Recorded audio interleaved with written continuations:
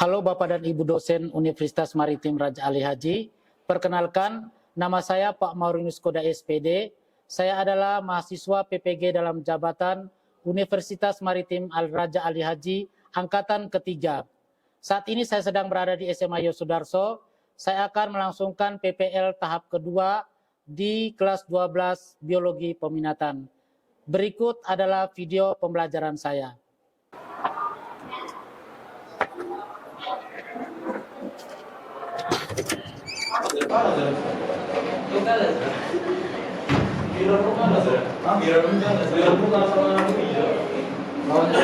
Bersiap.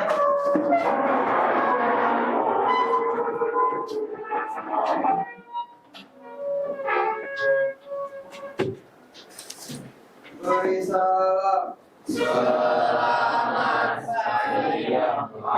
Baik, selamat siang. Kita lanjut dulu dengan doa. Doa dipimpin oleh Jonathan ya.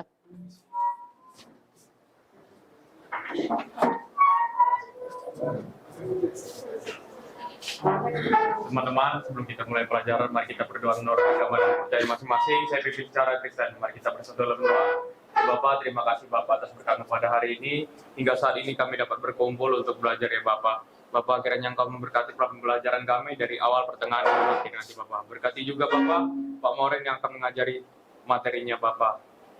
Terima kasih Bapak, hanya di dalam nama Tuhan Yesus Kristus kami berdoa dan mengucap syukur Bapak. Amin. Amin. Baik, silakan duduk. Vincent, Ryan, Pasius, Sebastian, dan Rizky. Tugas di sini. Berarti pindah. Pasius sama Sebastian Lukasarit dan Rizky Johannes kan? Kalian berdua kan ada, ayo pindah kelompok. Masa berbaca. Terus Irvin Yelo, Daniela dari Putri, Alexander, Adiodato. Ada lengkap? Bertiga ya. Jadi pembelajaran kita hari ini. Jadi yang pertama, tujuan dan manfaat apa yang harus kita pelajari. Peserta didik mampu menerapkan konsep pewarisan sifat. Sifat yang diwariskan dari orang tua kepada anak. Nah kan? Terus indikator tujuan pembelajaran yang kita pelajari pada hari ini, siswa dapat mengidentifikasi kelainan atau penyakit yang diturunkan pada manusia melalui gonosom. Kalau yang kemarin itu kita belajar tentang sifat fisik yang diturunkan dari orang tua kepada anaknya. Kalau sekarang, kelainan atau penyakit atau kelainan genetik yang diturunkan pada manusia melalui gonosom. Jadi kita bisa tahu, oh saya dapat penyakit ini berarti ini diwariskannya dari papa saya, oh ini dari mama saya, seperti itu. Itulah manfaatnya kita mempelajari materi pada hari ini. Oke. Sebelum kita lanjut ke materi lebih dalam, kita lihat dulu dua pertanyaan ini. Mungkin kamu pernah dengar apa sih bedanya gonosom dan autosom? Gonosom itu apa? Autosom itu apa? Pernah dengarkan kata ini? Di Mendel pernah dibicarakan kan? Ya enggak? Ya. Oke. Kalau gitu satu orang lah. Gonosom itu apa? Yang kuat tak suaranya? Kromosom apa? Ya, kromosom yang ada pada kelamin. Kalau autosom? Kromosom tubuh. Ada lagi yang lain? Hello. Gonosom kromosom seks. Kalau autosom kromosom tubuh. Berarti berbeda ya. Ada berapa pasang pada kromosom seks? Ayo Mario, berapa pasang kromosom seks? Berapa pasang? Satu pasang. Bisa XX atau XY, ya kan? Ya. Kalau XX berarti dia laki. XX dong? Ya perempuan. Kalau dia XY baru dia laki-laki. Nah, oke. Berarti sudah tahu perbedaan gonosom dan autosom. Gonosom itu adalah kromosom pada kromosom seks, sedangkan autosom itu adalah kromosom tubuh. Yang kedua, pertanyaan yang kedua. Coba sebutkan contoh penyakit atau kelainan genetik yang terjadi pada manusia. Contohnya apa? Oh, penyakit ini berarti faktornya adalah genetik. Buta warna. Terus ada lagi yang lain. Hah? Hemofilia. Oke, udah ada buta warna, udah ada hemofilia. Apa lagi? Iya, yang diturunkan. Albino, oke, benar.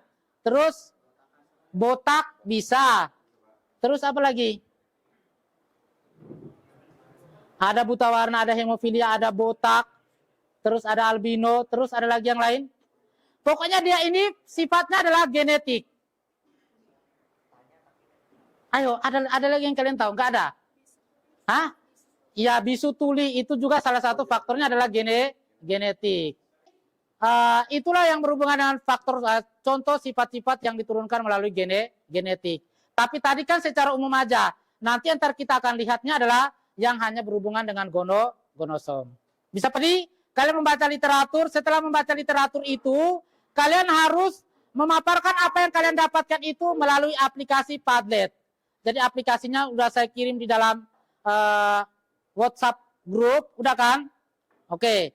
Jadi apa yang kamu dapatkan nanti kamu tuliskan di aplikasi Padlet itu. Setelah itu nanti saya akan minta untuk kalian memberikan pendapat atau pertanyaan tentang apa yang kalian dapatkan atau menjelaskan tentang kelainan atau sifat yang diturunkan melalui gonosom. Lalu kita akan bagi dalam bentuk kelompok lagi. Jadi sekarang kan sudah dalam bentuk kelompok kan? Tapi kelompoknya nanti entar bakal kita akan pecah lagi, yaitu kita akan berdiskusi tentang soal yang akan diberikan berhubung dengan sifat yang diturunkan melalui gonosom. Oke, baik. Yang pertama adalah tugasmu buka dulu literatur yang ada di dalam Google Classroom itu. Di situ dari tuliskan ada judulnya ya, sifat yang diturunkan melalui gonosom. Setelah kamu membaca, kamu memberikan apa yang kamu dapatkan itu ke dalam aplikasi Padlet.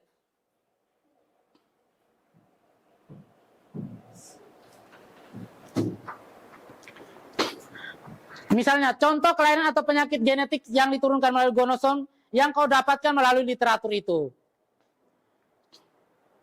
Bisa paham kan?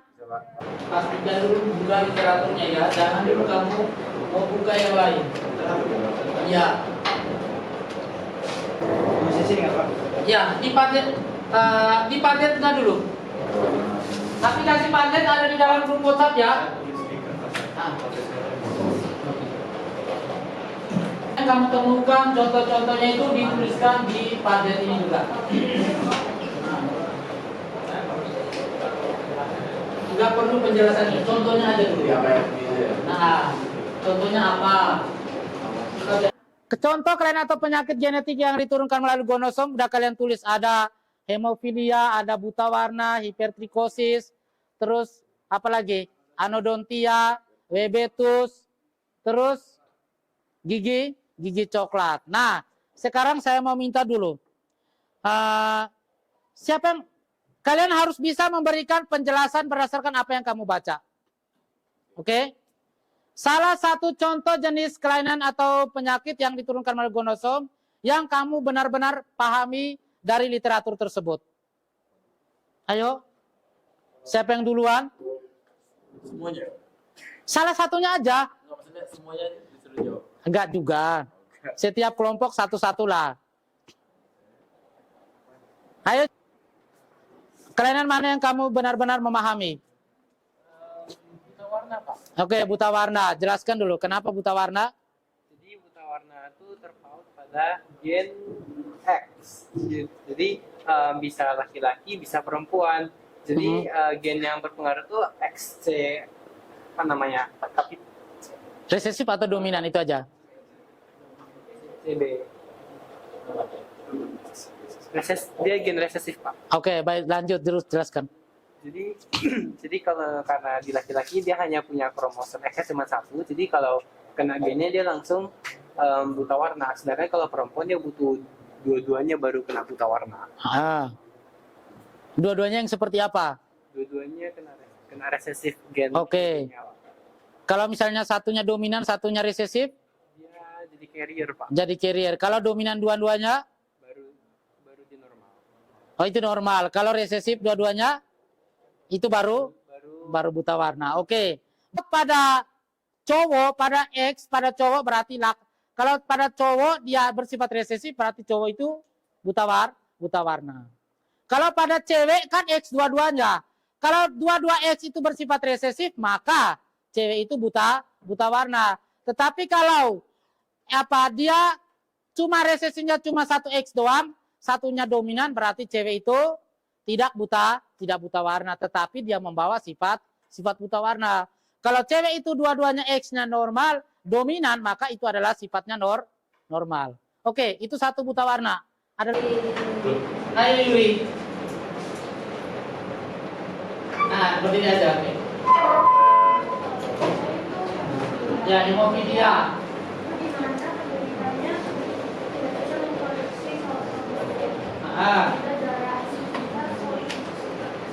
Untuk membeku. Itu generasi H dan terpaut pada kromosom X. Ya. Jadi kalau laki-laki yang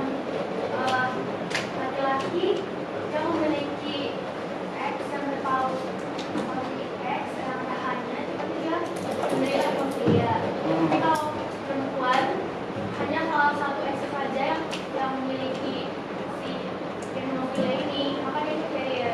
Kalau dua-duanya tapi dia itu menderita hemofilia. Kalau dominan dua-duanya, Berarti dia berarti bukan perintah, berarti dia normal. Oke, baik, tepuk tangan dulu dong. Ya. Oke, ada lagi yang lain dari kelompok ini? Anodontia, Pak. Oke, anodontia. Seperti apa sih anodontia itu? Itu kelainan pada orang di mana gigi itu nggak ada di dalam rahang. Iya, giginya nggak ada benihnya gitu ya. Oke. Jadi pas dia tumbuh giginya akan nggak keluar. Ah, Jadi ditentuin oleh gen resesif A di kromosom X. oke. Gen resesif ya yang terpaut pada kromosom X. Terus? Berarti kasusnya kayak tadi kayak buta warna dan hemofilia. Ah, So cewek bisa dapat, tapi cewek punya kemungkinan menjadi carrier dari kelainan ini. carrier itu normal atau enggak? Normal, cuman dia gennya nggak terekspresikan. Oke, dia normal tapi gennya nggak terekspresikan. Nanti kalau bakal terekspresikan ke keturunannya. Karena ada seperti tadi ya, buta warna, hemofilia, anodontia, hipertrikosis, Webertus, Escherichia Xavier, dan juga gigi coklat. Kalau buta warna itu namanya gennya terpaut pada apa tadi? Kromosom X ya. Gennya apa singkatannya tadi? Resesif atau dominan? Tadi udah dibilang tadi. Resesif ya. Kalau misalnya dia C besar, B kecil, X, C besar, B kecil, maka ini adalah normal ya. Oke, ini perempuan normal. Kalau dia X, C besar, B kecil, lalu X, C kecil, B kecil, maka ini adalah apa? Normal tapi carrier. Artinya apa? Dia ini normal tapi membawa sifat buta warna. Kalau dia X, C kecil, B kecil, lalu X, C kecil, B kecil, maka ini adalah perempuan apa?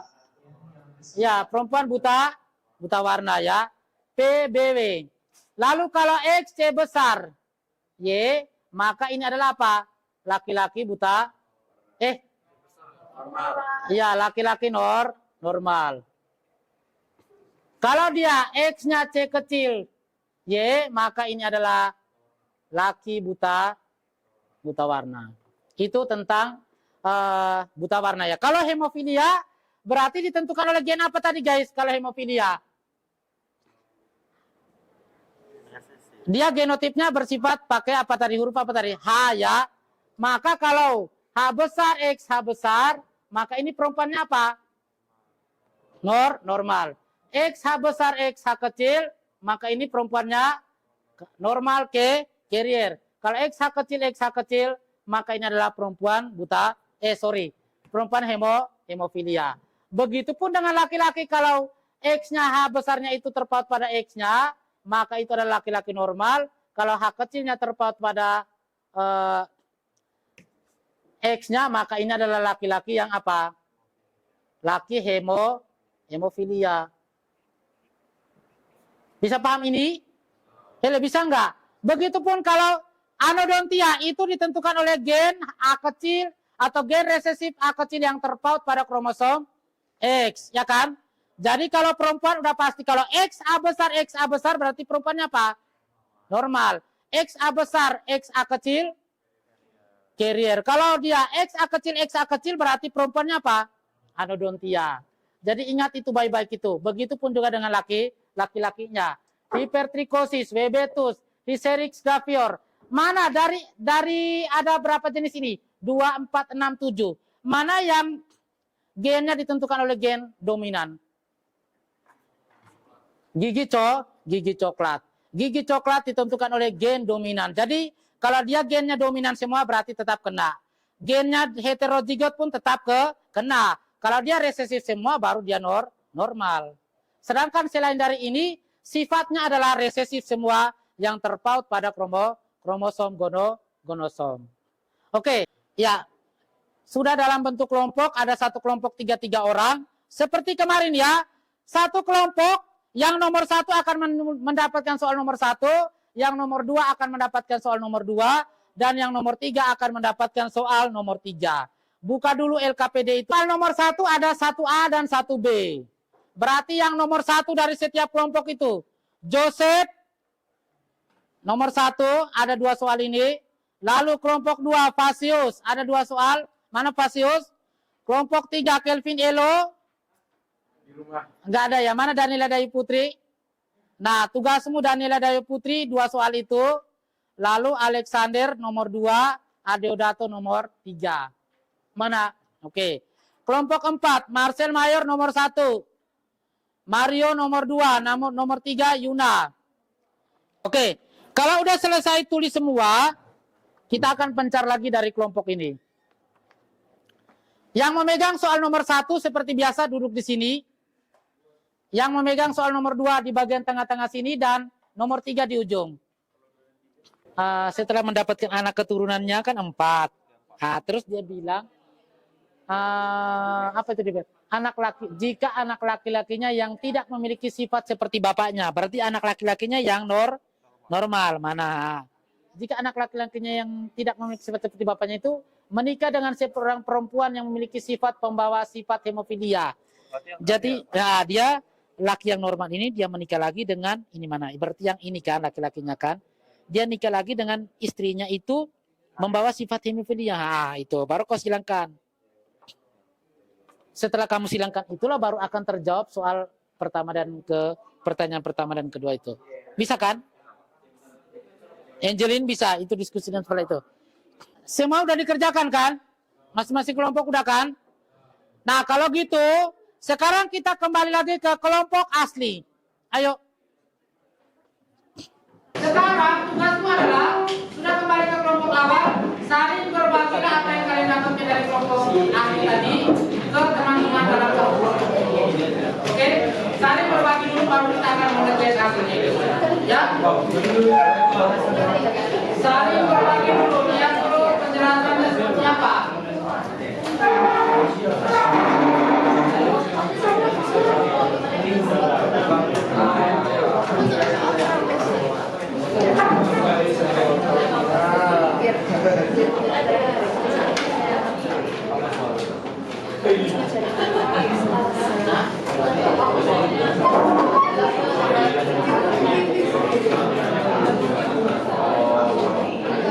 Kita ice breaking sebentar dulu ya. Oke. Nah, semuanya berdiri dulu. Ini ice breakingnya begini. Nah, ya.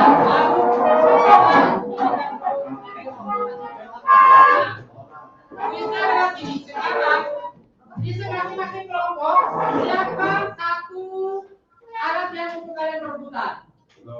Pena aja lah, bukan pena aja. Siapkan satu pena, taruh di tengah-tengah. Oke, taruh penanya di bagian tengah. Oke, silakan. Taruh penanya di bagian tengah, satu aja. Pena itulah kalian tidak untuk rebutan. Nah, udah tahu? Nah, caranya bagaimana kita bisa rebutan? Kamu mendengarkan instruksi dari saya ya. Jadi instruksinya adalah saya bilang kepala, pegang kepala. Bilang telinga, pegang telinga. Bilang pundak, berarti pegang pundak. Saya bilang lutut, pegang lutut. Kalau saya bilang ambillah barang tersebut. Oke, baik kita mulai ya. Kita mulai ya. Kepala, pundak, telinga, lutut, pundak, telinga, mata, hidung, lutut, pundak, kepala, telinga, hidung, lutut, ambil.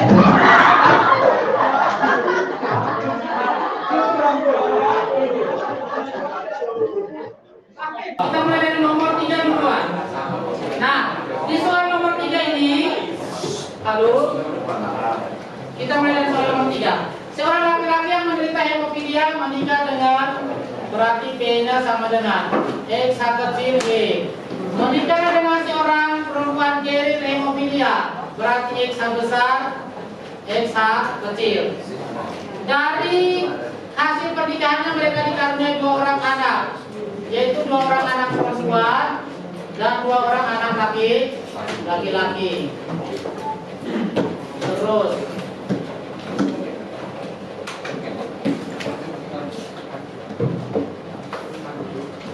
nah,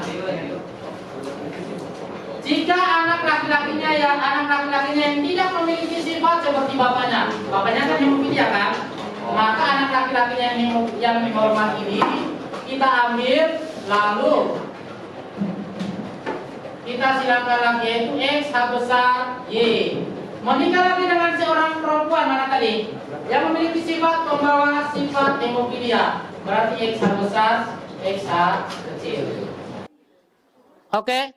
Ya, udah siap HP-nya? Buka aplikasi Quizzes. Oke.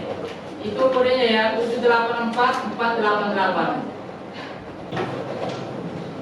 Yang 4, 3, 2, 1.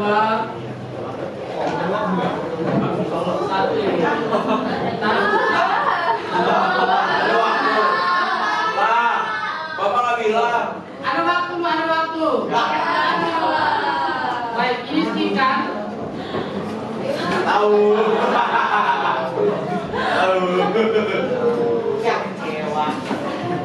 Ya, Bapak nggak bilang. dulu guys ini. Harus dijawab, Pak. 21 ya, 30 detik kan sekarang.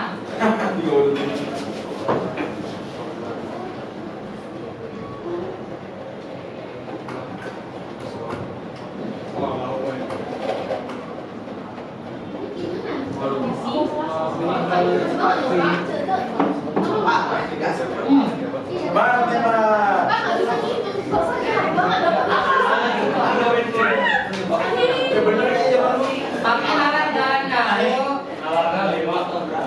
Saya ngajak.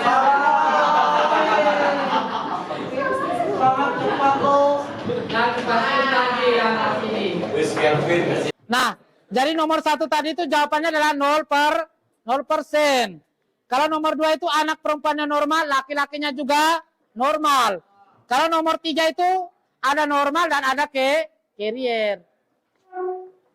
Baik, sebelum kita tutup ya, saya minta 1 orang memberikan dulu kesimpulan apa yang kita pelajari pada hari ini. Ayo, kesimpulannya apa sih? Siapa yang mau menyimpulkan tentang pembelajaran kita hari ini? Ayo.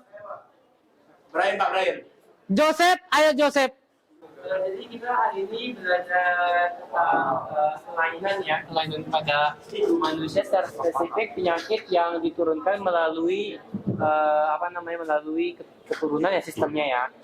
Jadi di dunia ini ternyata ada memang penyakit-penyakit diturunkan tuh karena kena di gen. Terus gennya tuh nggak sembarangan, ada yang gonosom, ada yang autosom.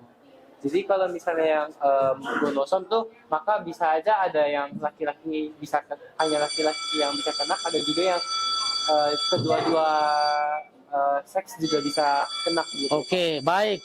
Yuk. Oke, itu kodenya ya. Bukan mana, Pak? Juara. Ya, coba.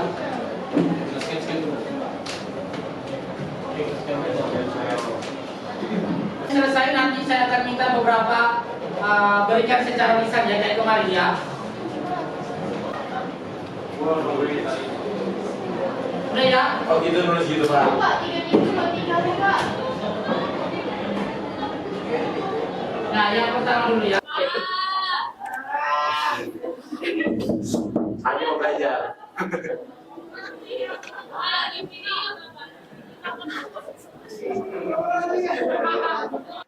Ini saya minta kita pakai pendapat secara lisan aja. Apa saja yang sudah Anda pelajari setelah melakukan pembelajaran pada hari ini? Lisan, satu orang aja dulu. Apa? Satu orang. Ayo Mario. Apa? Apa yang sudah Anda pelajari setelah melakukan pembelajaran hari ini? Itu Pak. Jadi tahu apa tentang penyakit yang turun dari gonosom Pak. Tentang penyakit-penyakit yang diturunkan melalui gonosom. Ada lagi? Dah. Lalu pertanyaan yang kedua. Apakah ada materi yang belum dapat Anda pahami? Gak ada. Yang ketiga, apa kesulitan atau kendala selama proses pembelajaran? Ini serius. Apa? Oh, kesulitan ada pada saat pindah-pindah itu. Oke. Lalu yang keempat. Bagaimana menurut Anda kegiatan pengelompokan diskusi yang sudah Anda laksanakan tadi? Komunikasinya apa? Baik. Lalu yang terakhir, adakah saran untuk proses pembelajaran berikutnya? Sering dapat? Oke. Sering banyak kuis tapi sering banyak kuis tapi jangan banyak waktu. Oke, baik. Oke. Baik, sebelum selesai mari kita tepuk tangan sekali lagi ya untuk kegiatan kita hari ini. Oke. Baik. Sudah selesai pembelajarannya, siap diri untuk pertemuan selanjutnya. Mari kita berdiri. Satu orang doa dulu ya. Ayo Mario doa. Sabar, yang di belakang belum diam.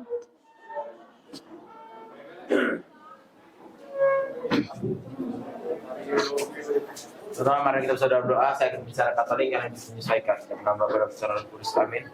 Bapa kami beriman kepada kami sepanjang kegiatan belajar mengajar kami pada hari ini hingga saat ini ya Tuhan. Bapak, selanjutnya kami akan menjadi kegiatan kami masing-masing setelah dari kelas ini. Kami berkati kegiatan kami masing-masing selanjutnya agar dapat menyelesaikan dengan baik seluruh kendala-kendala. Bagi Tuhan Yesus, amin. Amin.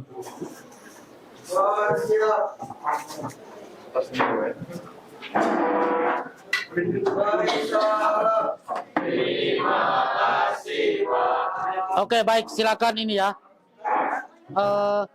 Ke kelas peminatan berikutnya.